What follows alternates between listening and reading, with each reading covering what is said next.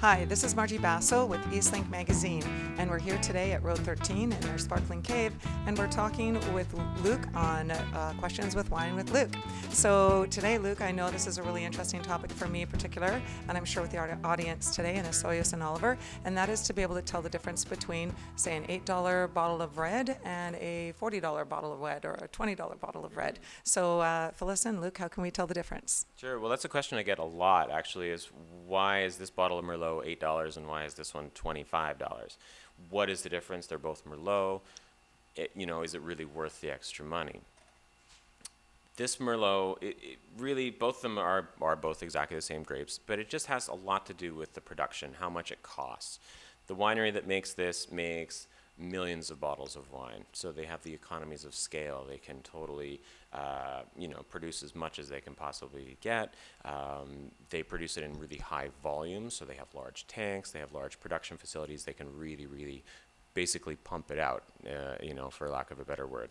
This wine here, Row 13, or any other sort of smaller producer, doesn't have those large tanks. They don't have the economies of scale. They don't have the huge vineyards. They don't have all the specialized machinery and things like that. They might have some smaller tanks. They might have a few pumps. They might have a few things that can help them, but they don't really have the capacity to be able to make a large volume of wine. So consequently, they have much higher costs. They've had to buy the land.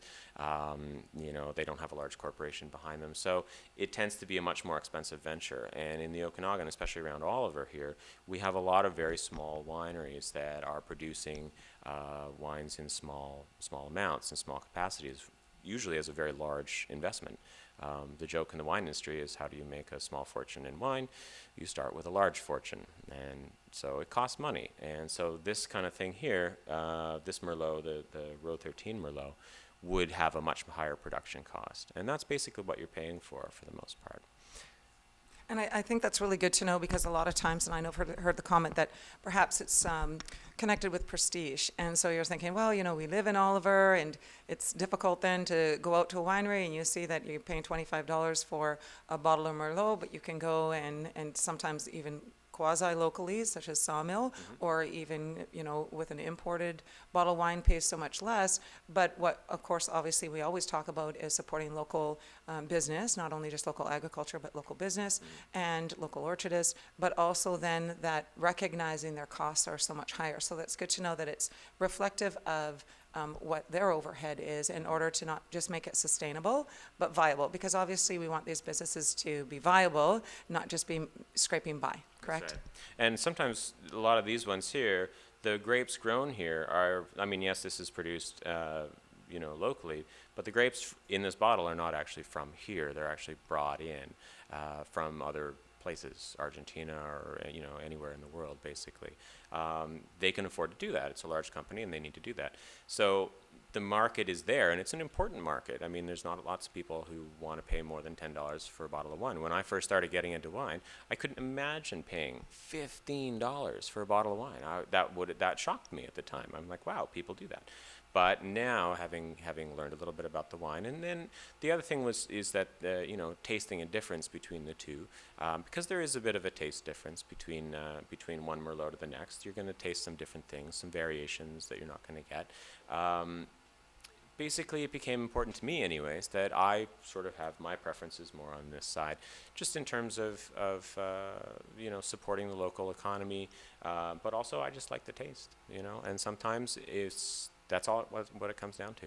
So. Now, often, because I noticed you looked at the back portion of the label, can you tell where the grapes have coming from? Is that something that's usually put on the label? So if somebody wanted to be particular, at least understand why is this bottle $8, then they could read a little bit more on the back, and it's actually specified there? Absolutely. You'll see a little tiny line here. It says, cellared in Canada from imported and Canadian wines. It's a very tiny print right on the back here, and basically that's your clue. There's been, at least a couple of years ago, there was a bit of a kerfuffle, let's say, kind of an argument where these wines were being branded as being a Canadian product, when in fact they weren't. They were from, partially, some of the juice made in here may be from Canada, but there's no real way to know that. For the most part, though, largely they are going to be mostly from imported grapes or juice, actually. Effectively, with the Southern Canada wines, you're looking at a product that is an important part of the market, and that there are people who need to really, that's their wine, but it's not as it's a different taste. It's not tasting like here. And wine people tend to like to taste the place. They want to know that if they've been to Nova Scotia, they can taste the wines from Nova Scotia. And there are wines in Nova Scotia, by the way. Doesn't seem like a really big wine place, but there is. And when you taste wines that are from there, you want to be able to sort of taste that place. That's basically a word called terroir, which doesn't really have it's a French word, but it doesn't really have an English equivalent. You're tasting the place where the grapes were grown. With a boutique winery, you're going to taste the place much more closely than you will a wine that is a mixture of places, first of all, but then that is produced in really high quantity and high volumes. You're going to get consistency. So if you like a wine that's going to be consistent year in and year out, and you know that you like this bottle, and you know you like that Merlot, and you want it to be exactly the same every time, absolutely, this is the wine for you. And that's great. And there's nothing wrong with that. This wine here is not going to have that same kind of consistency, although maybe they will. Sometimes Road 13 is very consistent, but generally smaller producers won't want that consistency as much as the larger producers will.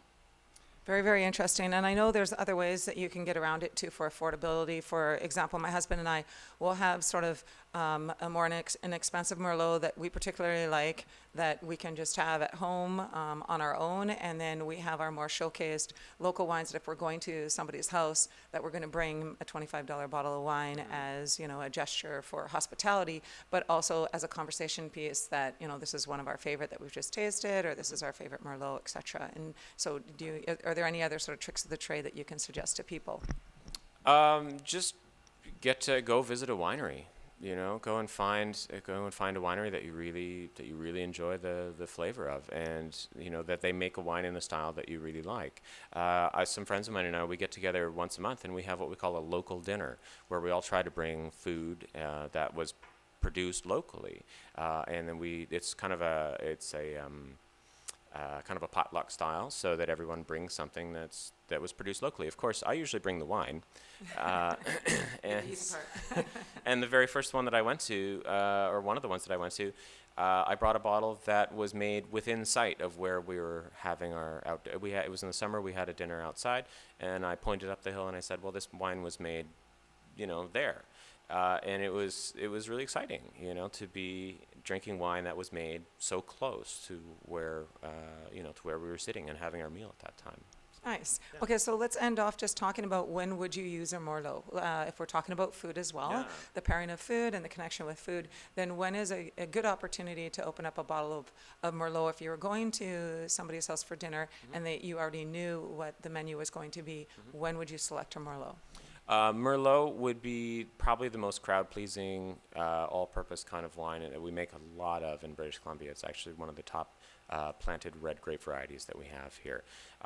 It's really good with meats. It's really good with lamb. It's a grape variety that they use in Bordeaux to make Bordeaux wines, which are very big, heavy, sort of sometimes very powerful styles of wine, deep plum flavors and a very, very robust flavor profile. You'd want to have that with something that has equal flavor, sort of strength in a way.